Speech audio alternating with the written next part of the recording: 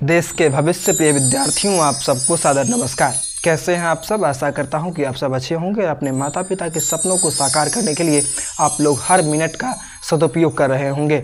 आज जित मैं निरखत हूँ पाठ को मैं आपके बीच लेकर के उपस्थित हूँ, जिसके रचनाकार हैं पंडित बिरजू महाराज, है ना, जिनका पूरा नाम था बृजमोहन मिश्र। पंडित बृजमोहन मिश्र उनका पूरा नाम था और उनका जन्म उत्तर प्रदेश के लखनऊ में सन 4 फरवरी 1938 को हुई थी और उनकी मृत्यु जो है सो 17 फरवरी 2022 ईस्वी को हो गई थी। 2022 ईस्वी को उनकी मृत्यु तो हुई, मगर उनकी मृत्यु तो उस दिन हो गई, मगर आज भी वो हम लोगों के हृदय में जीवित है। किसके माध्यम से? तो वो अपनी कला के माध्यम से।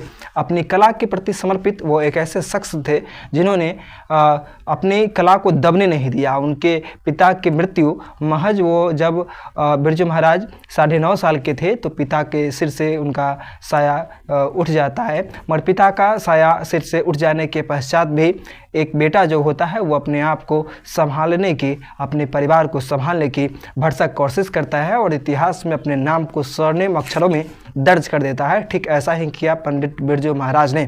पिता का साया सिर से उठ जाने का मतलब है कि जब माथे पे से सिर का उठ जाना, है ना, मगर बावजूद इसके उन्होंने अपने आप को संभाला, अपने हौसलों को टूटने नहीं दिया। उन्होंने मुश्किलों के समक्ष घुटने नहीं टेके, बल्कि उन्होंने अपने प्रयास को निरंतर जारी रखा। उन्होंने एक नई इतिहास का निर्माण किया। इस पाठ से जो महत्वपूर्ण प्रश्न हैं उन प्रश्नों को अब मैं आपके बीच में रख रहा हूं, आप लोग ध्यान से सुनिएगा केवल। बिरजू महाराज कौन कौन से वाद्य यंत्र बजाते थे?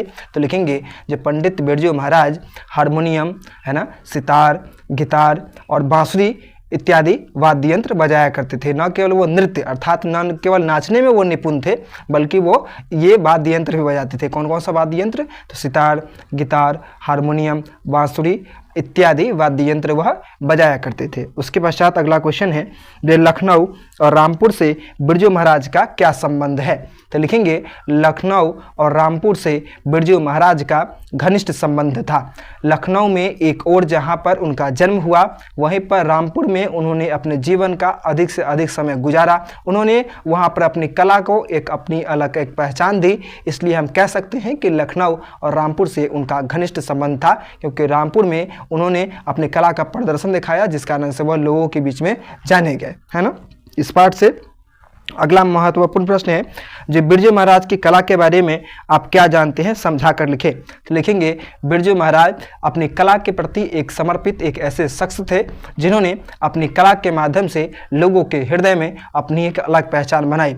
वह नृत्य नाचते इसलिए नहीं थे कि वह अपने नाच करके केवल पैसे ही कमाए, बल्कि वह नाच करके उन्होंने अपने जीवन में लोगों को यह संदेश दिया कि किस प्रकार जब हम कला के प्रति समर्पित होते हैं तो हमारा गुणगान जो है सो हर एक जगहों पर किया जा सकता है। तो हमें जिस भी कला में हम महारत हासिल करना चाहते हैं, सर्वप्रथम हमें उसकी बारीकियों को सीखना होगा।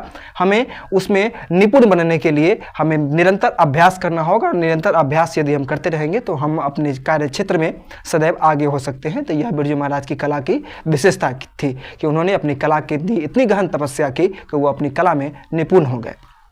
इसके पश्चात अगला महत्वपूर्ण प्रश्न है, जो बिरजू महाराज अपना सबसे बड़ा जज किसको मानते थे? लिखेंगे बिरजू महाराज अपना सबसे बड़ा जज अपनी माँ को मानते थे। वो जहाँ पर भी नृत्य करने के लिए जाते थे तो जहाँ पर नृत्य किया करते थे तो उसके ठीक सामने में, है ना, ठीक सामने में अपनी माँ को बैठाते थे। उनकी माँ बैठती थी कुर्सी पर, और जब वह नृत्य का जो आयोजन जो था सो वो समाप्त हो जाया करता था तो बिरजू महाराज जब घर पे आया करते थे तो पूछते थे अपनी माँ से कि माँ बताइए कि मेरी मुझसे कहाँ कमियाँ रह गई।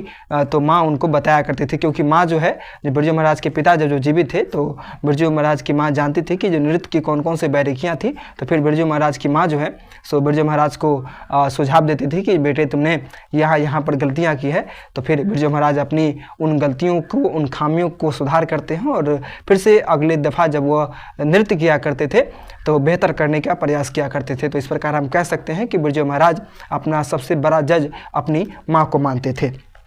इस पाठ से अगला महत्वपूर्ण प्रश्न है, अपने विवाह के बारे में बिरजू महाराज क्या बताते हैं। लिखेंगे जो अपने विवाह के बारे में बिरजू महाराज बताते हैं कि उनका विवाह बेसमय कर दिया गया और उनका विवाह जो किया गया उस समय वो विवाह के लिए राजी नहीं थे, मगर उनके पिता की जो मृत्यु हो जाती है तो इस पिता की मृत्यु के पश्चात उनकी माँ का मन घबराने लगता है ना। तो माँ की खुशी के लिए ख्याल से भी उनको बेसमय विवाह करना पड़ा और जिस समय उनका विवाह किया गया उस समय वो विवाह के लिए राजी नहीं थे। उसके पश्चात अगला महत्वपूर्ण प्रश्न है प्रिय बच्चों, जो बिरजू महाराज के गुरु कौन थे, उनका संक्षिप्त परिचय दें। तो लिखेंगे बिरजू महाराज के गुरु उनके पिताजी थे, क्योंकि अपने पिता से ही उन्होंने नृत्य की कला सीखा था और उनके गुरु जो उनके पिता जो थे उनकी सबसे बड़ी विशेषता यह थी कि वो अपना दुख जो है सो किसी से साझा नहीं किया करते थे। वो अपनी परिस्थिति से खुद ही सामना करने का भरसक प्रयत्न किया करते थे और वो मृदुल स्वभाव के थे, है ना। उसके पश्चात अगला महत्वपूर्ण प्रश्न है, रामपुर के नवाब की नौकरी छूटने पर हनुमान जी को प्रसाद क्यों चढ़ाया गया। तो लिखेंगे रामपुर के नवाब की नौकरी छूटने के पश्चात हनुमान जी को प्रसाद इसलिए चढ़ाया गया क्योंकि बिरजू महाराज छोटी उम्र में ही रामपुर के नवाब के यहाँ पर नौकरी करने नृत्य करने के लिए जाया करते थे और उनकी माँ बेहद ही इस उधेड़बुन में रहा करते थे कि पता नहीं रामपुर के नवाब के यहाँ नृत्य करने के लिए तो मेरा लाडला गया है मगर पता नहीं वह महफूज है कि नहीं है ना। तो वह बार बार ईश्वर से उनके परिवार के हर लोग प्रार्थना किया करते थे कि जो नौकरी छूट जाए और जब नौकरी छूट जाती है तो बिरजू महाराज के पिता और बिरजू महाराज की नौकरी जब छूट जाती है तो रामपुर के नवाब के यहाँ की जो नृत्य की करने की जो नौकरी छूट जाती है इसलिए हनुमान जी को प्रसाद चढ़ाया जाता है। इस पाठ से अगला महत्वपूर्ण प्रश्न है, बिरजू महाराज जी अपने शागिर्दों के बारे में क्या राय देते हैं।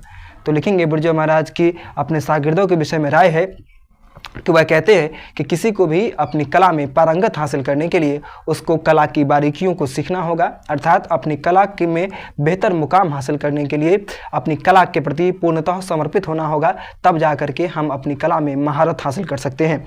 इस पाठ से अगला महत्वपूर्ण प्रश्न है, बिरजू महाराज के जीवन में सबसे दुखद समय कब आया। तो लिखेंगे बिरजू महाराज के जीवन में सबसे दुखद समय तब आया जब उनके पिताजी का देहांत तब हो गया जब बिरजू महाराज महज 9.5 साल के थे, है ना। 9.5 साल की उम्र में किसी के सर से पिता का साया का उठ जाने का मतलब है कि उसके जीवन में दुखों के पहाड़ का टूट जाना, है ना।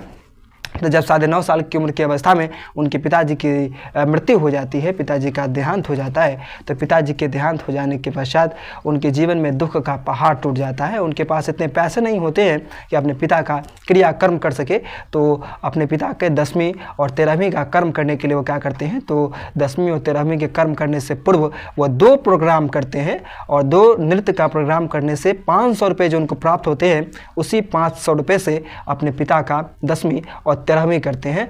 तो उनके लिए पिता की मृत्यु के पश्चात नाचना और रुपए का प्रबंध करना ताकि पिता का क्रियाकर्म किया जा सके, तो उनके लिए सबसे दुखद समय वही था, है ना। तो इस पाठ से एक अनमोल सीख हम लोगों को यह प्राप्त होती है कि हमारे जीवन में हो सकता है कि बिरजू महाराज की तरह हमारे जीवन में घनघोर दुख आए, घनघोर तकलीफ आए, मगर हमें हालात के समक्ष झुकना नहीं चाहिए, हमें हालात के समक्ष घुटने नहीं टेकना चाहिए, बल्कि हमें डटकर सामना करना चाहिए। और जब हम हालात का डटकर सामना करते हैं तो हम एक दिन अपने इतिहास में अपने नाम को स्वर्णिम अक्षरों में दर्ज कर पाते हैं। धन्यवाद।